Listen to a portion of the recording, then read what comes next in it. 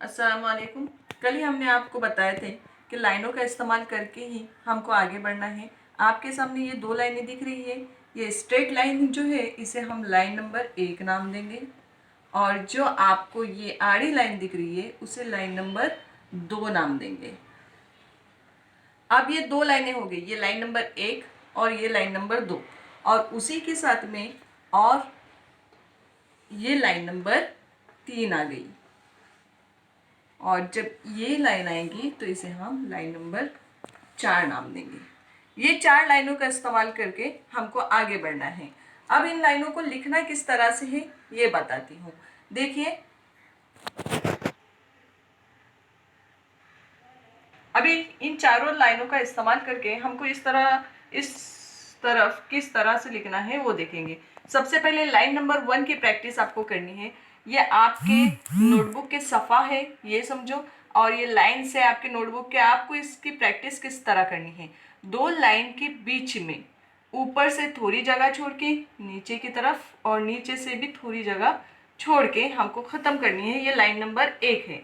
आप एक नोटबुक के पेज पर एक तरफ में 1, 2, 3, 4 और 5 मुनासिब फासला रखकर 5 लाइनें खींचनी है। आप जहन में ये रखेंगे कि लाइन ऊपर या नीचे कहीं पर भी टच नहीं करना है। ऊपर से भी थोड़ी जगह छोड़नी है, नीचे से भी थोड़ी जगह छोड़नी है। मैक्सिमम इसमें गलतियां ये होती है, लाइन खींचते वक्त मैक्सिमम हमारी गलतियां ये हो जाती है लाइन खींचते वक्त बेध्यानी में इस तरह से हो जाएंगी, या तो फिर आपकी लाइन थोड़ी इस तरह से हो जाएंगी, या लाइन इस तरह से हो जाएंगी। तो जब ये सिचुएशन आ जाएंगी, ये तो हमने पहले ही मना किए कि लाइन हमारी ना ऊपर जाए ना नीचे आए। लाइन के लाइन जो है वो हमारे बिल्कुल बीचों बीच, ऊपर से थोड़ा कम फासला, नीचे से थोड़ा कम फासला छोड़ना है। यहाँ पे लाइन जो आपने टेढ़ी की है, थोड़ी सी हमने लाइन यहाँ पे टेढ़ी की है, तो ये लाइन नंबर 1 न होते हुए ये जाएंगी लाइन नंबर 3 पे। आपको जहन में ये रखना है, जो लाइन नंबर 1 है वो बिल्कुल सीधी है। अगर लाइन नंबर 1 थोड़ी सी इस तरफ हो जाती है तो लाइन नंबर 3 हो जाएंगी, या लाइन नंबर 1 थोड़ी इस तरफ झुक जाती है तो ये लाइन नंबर 4 हो जाएंगी। इसलिए हमको जहन में रखना है कि लाइन नंबर 1 ऊपर से थोड़ा फासला छोड़ के, नीचे से थोड़ा फासला छोड़ के बिल्कुल स्ट्रेट आना है, और एक सफ़े पर सिर्फ 5 लाइनें खींचना है। हाँ, और इसी के नीचे आपको और लाइनें खींचते हुए नीचे तक जाना है। आप देखते हैं हम लाइन नंबर 2 को किस तरह से खींचना है।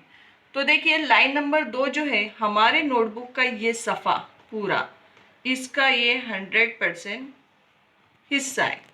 इसके बराबर से 50% में आपको लाइन नंबर 2 खींचनी है इस तरह से।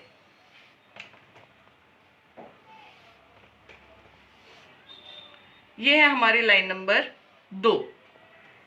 देखिए, अब लाइन नंबर 2 खींचते हुए भी हमारी गलती ये होती है, या तो हम इसको ये लाइन पे खींच लेते हैं जिससे हमारी मश्क अधूरी रह जाती है, क्योंकि हमने इसका पहले से ही सपोर्ट ले लिया लाइन खींचने के लिए। दूसरी मिस्टेक ये हो जाती है, जैसे हमने लाइन नंबर 1 में देखे थे, थोड़ी इस तरह से या फिर थोड़ी इस तरह से, तो यहाँ पर ये भी लाइन नंबर 3 और लाइन नंबर 4 में जाएंगी। आपको जहन में ये रखना है, लाइन नंबर 1 बिल्कुल खरी यानी खरी ही आना है, लाइन नंबर 2 में बिल्कुल आड़ी यानी आड़ी ही आना है। उसमें किसी तरह की कोई भी लचक या झुकाव नहीं चाहिए। देखिए, लाइन नंबर 1 हो गई जिसको हमको पूरा खरा ही खींचना है, लाइन नंबर 2 हो गई। अब बची लाइन नंबर 3 और लाइन नंबर 4।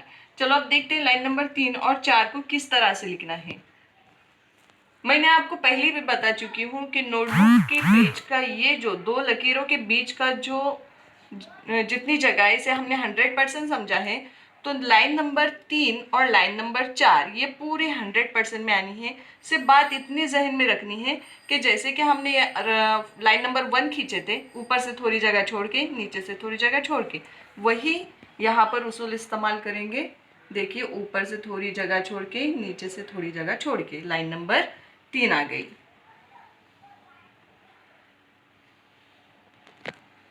ठीक है, देखिए लाइन नंबर 3 यहाँ पर हमारी बिल्कुल इसी तरह है।